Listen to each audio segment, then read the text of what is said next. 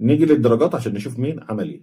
الشناوي 5/10، محمد هاني 5/10، ياسين مرعي 5/10، ياسر ابراهيم 5/10. خط دفاع الاهلي بحارس المرمى كله 5/10، لان الكور اللي راحت عليه خطر من تيم زي نادي الاسماعيلي ما فيهوش لعيب كواليتي فاز او لعيب يعمل مشكله، بس كانت الكره بتروح تعمل مشكله.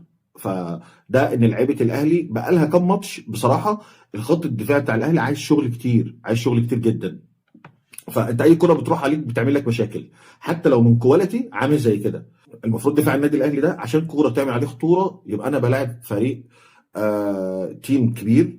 اه نادي الاسماعيلي كنادي كبير، لكن تيم اللي بيلعب دلوقتي مش كبير. فالتيم زي ده من كل كره بتروح عليه كل كره بيعرف يخرج بيها من نص الملعب توصل لحد الجون بمنتهى السهوله وتعمل عليك خطوره. كانت دي مشكله هي، بس كان ناقص ان الاسماعيلي ما عندوش فيرود تقيل. لو الاسماعيلي عنده فيرود تقيل كان عمل النهارده للنادي الاهلي مشاكل كبيره جدا، كان عارف يخطف واحده ولا اتنين على الاقل خالص. فخط دفاع الاهلي ما كانش احسن حاجه بصراحه. محمد شكري 5/10. بالعمري بقى لما نزل على قد الوقت اللي لعبه ده 6/10.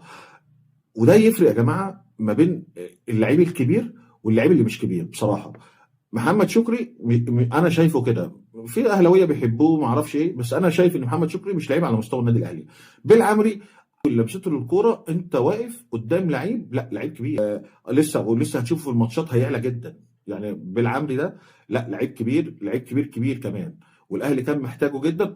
خلينا برضه عشان نبقى صراحه، هو مش هيعوض لك علي معلول. يعني بالعمري هو مش علي معلول، هو لعيب مهاري وكل حاجه وهيحل لك ازمه وهيعمل لك جبهه وهيعمل لك كل الشغل ده، بس هو مش علي معلول. عشان علي معلول انت مش كل حاجه هتيجي تقارنه بعلي معلول، لان انا عارف ان ده اوريدي هيحصل، ده غصب عنك هيحصل. لكن هو مش علي معلول. علي معلول اللي كان يفرقه بينه وبين اي حد ان علي معلول كان عنده روح جباره جدا، فدي حتى مش هتلاقيها في لعيبه مصريه اللي هي جوه بلدها.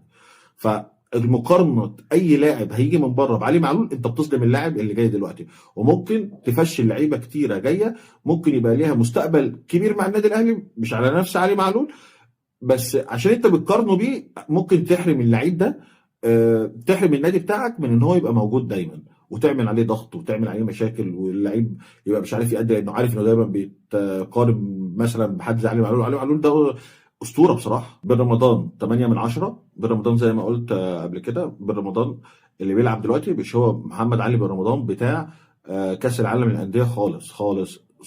يعني سبحان مغير الاحوال، ما بين ده وما بين ده شتاني الفارق ما بين ده وما بين محمد علي نصف كاس العالم للانديه